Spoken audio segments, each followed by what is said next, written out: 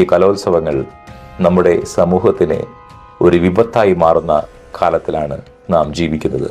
പ്രിയപ്പെട്ട സുഹൃത്തുക്കളെ, നാം ഇന്ന് ജീവിക്കുന്നത് ഒരു ഡിജിറ്റൽ വിപ്ലവത്തിന്റെ കാലത്താണ്. ഒരു വിരൽത്തുമ്പിൽ ലോകം മുഴുവൻ ഒതുങ്ങുന്ന കാലം. കേരളത്തിലെ ഏറ്റവും വലിയ സാംസ്കാരിക മാമാങ്കമായ കലോത്സവങ്ങൾ ഇന്ന് ആനന്ദ ലഹരിയിൽ ആറാടി തിരശീല വീണിരിക്കുകയാണ്. ചായമിട്ട മുഖങ്ങളും ചിലങ്കയുടെ ശബ്ദവും വേദികളെ ധന്യമാക്കി. എന്നാൽ ഈ ആഘോഷങ്ങൾക്കിടയിൽ നാം കാണാതെ പോകുന്ന അല്ലെങ്കിൽ കണ്ടില്ലെന്ന് നടിക്കുന്ന ചില ഇരുണ്ട വശങ്ങളുണ്ട്.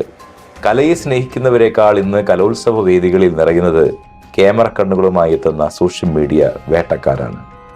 നമ്മുടെ മക്കളുടെ സർഗവാസനകളെ പ്രോത്സാഹിപ്പിക്കാനാണോ അതോ അവരെ കേവലം ഉൽപ്പന്നങ്ങളായി വിപണിയിൽ വിൽക്കാനാണോ ഇക്കൂട്ടർ ശ്രമിക്കുന്നത്? ഇന്ന് നമുക്ക് ഈ ഗൗരവമായ വിഷയത്തെക്കുറിച്ച് ഒന്ന് ചിന്തിക്കാം. ഒരു ചെറിയ കഥയിൽ നിന്ന് തന്നെ തുടങ്ങാം. പണ്ടൊരു കാട്ടിൽ മനോഹരമായി പാടുന്ന ഒരു പക്ഷി ഉണ്ടായിരുന്നു.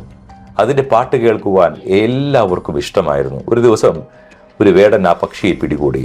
അവൻ പക്ഷിയെ കൊല്ലാനല്ല നോക്കിയത്, മറിച്ച് ആ പക്ഷിയുടെ ചിറകുകൾ ഓരോന്നായി പറിച്ച് ചന്തയിൽ വിൽക്കാനാണ് അവൻ തീരുമാനിച്ചത്. പക്ഷേ പാട്ടിനേക്കാൾ ഉപരി പക്ഷിയുടെ സൗന്ദര്യത്തെ വിറ്റ് കാശാക്കാനായിരുന്നു അദ്ദേഹത്തിന്റെ മോഹം. ഒടുവിൽ ചിറകുകൾ നഷ്ടപ്പെട്ട ആ പക്ഷിക്ക് പറക്കാനായില്ല. പിന്നീട് ആരും അതിന്റെ പാട്ടും കേട്ടില്ല.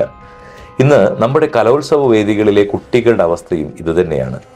വെറും 14-15 വയസ്സുള്ള കുട്ടികൾ വേദിയിൽ ചുവടുവെക്കുമ്പോൾ അവരുടെ കലയെ ആസ്വദിക്കുന്നതിന് പകരം അവരുടെ വസ്ത്രധാരണത്തെയും ശരീരഭാഗങ്ങളെയും സൂം ചെയ്ത് പകർത്തി സോഷ്യൽ മീഡിയയിൽ ട്രെൻഡിങ് ആക്കാൻ ശ്രമിക്കുന്ന ഒരു വലിയ വിഭാഗം നമുക്ക് ചുറ്റുമുണ്ട്. അഭ്യസ്തവിദ്യരായ യുവാക്കൾ പോലും ഇന്ന് മൊബൈലും ക്യാമറയുമായി നടക്കുന്നത് കലയെ ലോകത്തിന് പരിചയപ്പെടുത്താനല്ല. ഇൻസ്റ്റാഗ്രാം റീൽസുകളിലും യൂട്യൂബ് ഷോർട്സുകളിലും ലൈക്കിനും ഷെയറിനും വേണ്ടി അവർ നമ്മുടെ കുട്ടികളുടെ സ്വകാര്യതയെ പണയം വെക്കുന്നു.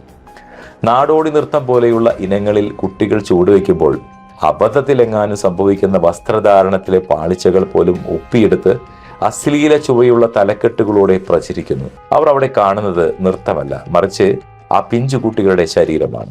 മാതാപിതാക്കളും അധ്യാപകരും ഇത് അറിയുന്നില്ലേ? തന്റെ മക്കളുടെ നൃത്തം ലോകം കാണുന്നു എന്ന് അഭിമാനിക്കുമ്പോൾ തന്നെ ആ വീഡിയോയ്ക്ക് താഴെ വരുന്ന ലൈംഗിക വൈകൃതങ്ങൾ നിറഞ്ഞ കമന്റുകൾ നാം കാണാതെ പോകരുത്. പല യൂട്യൂബ് ചാനലുകൾക്കും ഈ 5 ദിവസത്തെ കലോത്സവം ഒരു വർഷത്തേക്കുള്ള ചാകരയാണ്. കുട്ടികളുടെ ഭാവി തകർത്തുകൊണ്ട് തന്നെ അവർ സാമ്പത്തിക ലാഭം ഉണ്ടാക്കുന്നു. കുട്ടികൾ സ്വാതന്ത്ര്യം നൽകണം, സംശയമില്ല. എന്നാൽ ആ സ്വാതന്ത്ര്യം അവർക്ക് വിനയാകരുത്. എട്ടും പൊട്ടും തിരിയാത്ത പ്രായത്തിൽ തന്റെ ലൈംഗികപരമായ താല്പര്യങ്ങൾ തിരിച്ചറിയാൻ പോലും പ്രായമാകാത്ത കുട്ടികളെ ഇത്തരം സോഷ്യൽ മീഡിയ വിചാരണകൾക്ക് വിട്ടുകൊടുക്കരുത്. സ്ത്രീ പുരുഷ സൗഹൃദങ്ങൾക്കും അതിർവരമ്പുകൾ ആവശ്യമാണ്. കലയുടെ പേരിൽ അമിതമായ പ്രദർശനം ആവശ്യമാണോ എന്ന് നാം ചിന്തിക്കണം. വസ്ത്രധാരണത്തിൽ കുറച്ചും കൂടി ശ്രദ്ധയും ഗൗരവവും പുലർത്തേണ്ടത് കല എന്നത് ഒരു ആത്മാവിഷ്കാരമാണ്, അല്ലാതെ ശരീര പ്രദർശനമല്ല.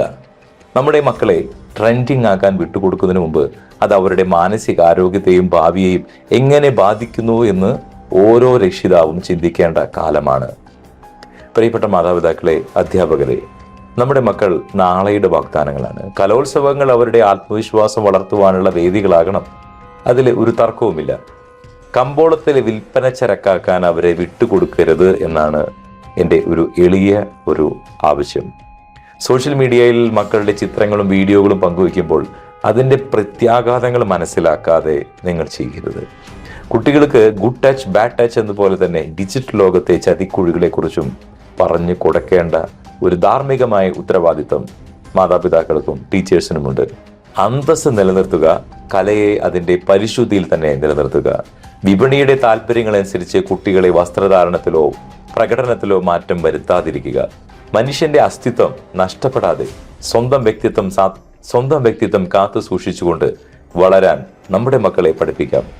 ഈ കഴുകൻ കണ്ണുകളിൽ നിന്ന് നമ്മുടെ മക്കളെ സംരക്ഷിക്കുവാൻ നമുക്ക് ഒരുമിച്ച് നിൽക്കാം. കല വളരട്ടെ, ഒപ്പം അന്തസ്സുള്ള ഒരു തലമുറയും.